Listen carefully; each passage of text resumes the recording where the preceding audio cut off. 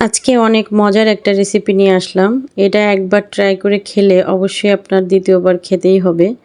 এটা খুবই জনপ্রিয় একটা খাবার আমাদের। আমরা যখন আগে লঞ্চ পার হয়ে বাড়িতে যেতাম তখন এই খাবারটা লঞ্চে অবশ্যই খেতাম।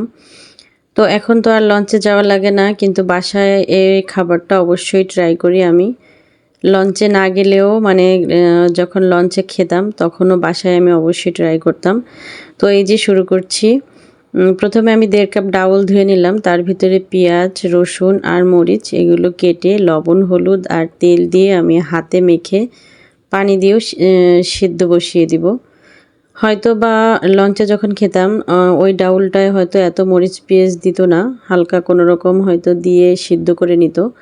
কিন্তু যেহেতু নিজেরা খাবো তাই আমি একটু ভালো করেই রান্না করতেছি। তো আমি এই যে হাতে মেখে নিচ্ছি, তারপরে সামান্য পরিমাণে পানি দেব, মানে যাতে ডাউলটা শুধু সিদ্ধ হয় সেরকম। এটা শুকনো শুকনো হবে। আমি এই যে হাতে মেখে এবার পানি দিয়ে তারপর চুলায় বসিয়ে দিচ্ছি।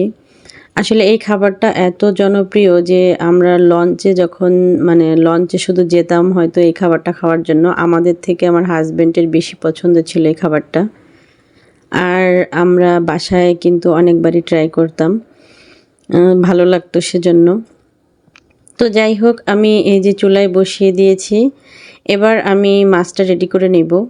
এটাকে আমরা আসলে নাম দিয়েছি হচ্ছে লঞ্চের খাবার, মানে লঞ্চে থেকেই খাওয়া শুরু, সেজন্য এটাকে খাবারের নামটা দিয়েছিলাম লঞ্চের খাবার। তো আমি মাছগুলো ধুয়ে নিয়েছি। এখানে ইলিশ মাছ আমি 8 পিস নিয়েছি। 8 পিস ইলিশ মাছকে ভালো করে ধুয়ে তারপর লবণ, হলুদ আর হচ্ছে মানে মিক্সড করে তারপরে আমি এটাকে ভেজে নিব। রেসিপিটা কিন্তু একদমই সিম্পল, কিন্তু খেতে অসাধারণ। আর ইলিশ মাছটা তো সবারই অনেক পছন্দ। আর ইলিশ মাছ যেভাবে রান্না করা হয় তাতেই কিন্তু মজা লাগে, আর এই খাবারটা আরও বেশি ভালো লাগে। আমি ভালো করে লবণ হলুদ মেখে নিলাম, তারপরে চলে যাব চুলায়। প্রথমে আমি কড়াইয়ে সামান্য একটু তেল দিয়ে নিলাম, কারণ এখানে শুকনো মরিচটা হচ্ছে ইম্পর্টেন্ট। শুকনো মরিচ ভাজা, যে তেলে ভাজার পরে যে বিচিটা, এটা এত টেস্ট লাগে কামড় লাগলে। তো আমি প্রথমে অল্প তেল দিয়ে শুকনো মরিচটা ভেজে নিচ্ছি। শুকনো মরিচ কিন্তু অল্প তেলেই ভাজতে হয়, বেশি তেল দিলে কিন্তু ফুটে যাওয়ার সম্ভাবনা থাকে। তো তারপরে আমি আরও একটু তেল দিলাম মরিচগুলো ভেজে নিয়ে। তেলটা গরম হয়ে গেলে আমি এবার সেই মাছগুলো যেগুলো লবণ হলুদ মেখে রেখেছিলাম ওগুলো দিয়ে দিলাম। রান্নাটা খুবই সহজ, এটা মানে একদম সিম্পল, কোনো মশলাপাতি কিছুই নেই, জাস্ট শুধু লবণ হলুদ মেখে ভেজে নিলাম। আমি মাছগুলো এক পিঠ ভাজা হয়ে গেলে আর এক পিঠ ভেজে একটু লাল লাল করে ভেজেছি। আর এই তেলটা কিন্তু আমি একটু বেশি দিয়েছিলাম, আর মাছ থেকেও অনেকটা তেল গলেছে।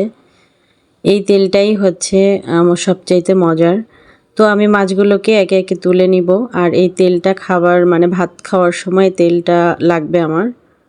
ইলিশ মাছের তেল দিয়ে কিন্তু ভাত খেতে এমনিই অনেক মজা, আর এইভাবে লঞ্চের খাবার তৈরি করে খেলে আরও বেশি মজার হয়।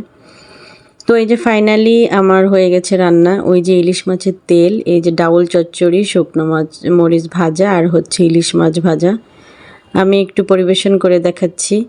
এখানে ভাতটা কিন্তু একটু ঝরঝরা ভাত লাগে। আমি এখানে একটু সাজিয়ে দিয়েছি সেজন্য এরকম দলা লাগতেছে, আসলে কিন্তু ভাতটা আমি অনেক ঝরঝরে করেছি।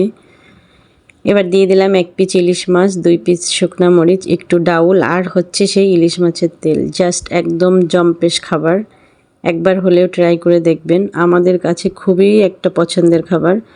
ভিডিওটা থেকে বিদায় নেব। ভিডিওটা ভালো লাগলে অবশ্যই আমার ভিডিওতে একটি লাইক দেবেন এবং চ্যানেলটি সাবস্ক্রাইব করবেন। সবাই ভালো থাকবেন, সুস্থ থাকবেন। আল্লাহ হাফেজ।